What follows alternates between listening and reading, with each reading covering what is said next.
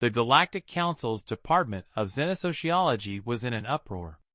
The latest findings from their study of humanity had just been published, and nobody could quite believe what they were seeing. This can't be correct. Senior researcher Tall clicked their mandibles in agitation. The data must be corrupted. I've run the analysis 17 times.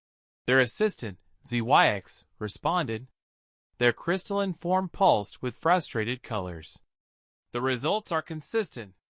Humans form deep emotional bonds not just with their own species, but with completely unrelated organisms. They develop attachments to non-sentient creatures, inanimate objects, and even digital constructs. Tall's antennae twitched as they reviewed the holographic data again. But it makes no evolutionary sense. Look at this specimen. They spent significant resources caring for an elderly canine that could no longer walk or feed itself. The creature provided no benefit to the human survival or reproduction.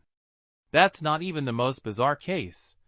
ZYX continued. We documented humans grieving for damaged machines they called phones, celebrating pair bonding rituals with virtual characters, and forming emotional attachments to wheeled transport vehicles. How can a species survive with such inefficient behavior patterns? The council chamber fell silent as first speaker MRNT entered. Their bioluminescent patterns indicated deep contemplation. Perhaps, they paused slowly, we have been asking the wrong question. Instead of questioning how humans survive with these behaviors, we should ask how they achieve such remarkable success because of them. The assembled researchers stirred uncomfortably. It was true despite their seemingly irrational emotional processes, humans had expanded across their solar system at an unprecedented rate. Their technology, while crude, advanced in innovative leaps that other species found difficult to predict or replicate. Consider, MRNT continued, that every major human achievement has been driven by these emotional bonds. They ventured into space, not just for resources or territory, but because they loved the idea of exploration. They developed medical treatments not only for themselves, but for their non-sentient companions. Their entertainment industry, which we initially dismissed as frivolous, generates more technological breakthroughs than many of our dedicated research institutions. Tall's mandibles clicked thoughtfully. Are you suggesting that their capacity for forming these attachments is actually an advantage? More than that, MRNT's pattern shifted to indicate excitement. I believe we're observing the emergence of a completely new evolutionary strategy.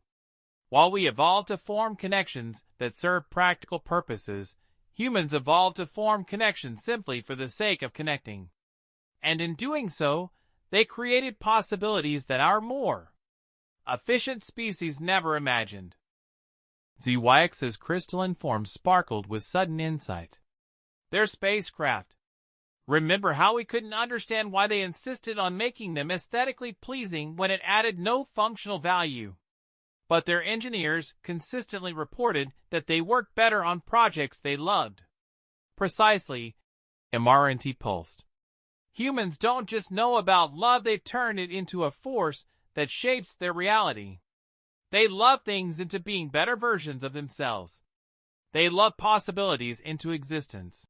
The chamber erupted in a cascade of clicks, pulses, and chromatic shifts as the implications sank in. The study that had begun as an investigation into human inefficiency had unveiled something far more profound.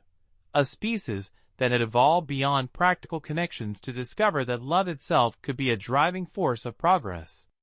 In the years that followed, the Galactic Council would revise many of their assumptions about efficient evolutionary strategies, and in their official records, under the entry for humanity's defining characteristics, they added a new notation.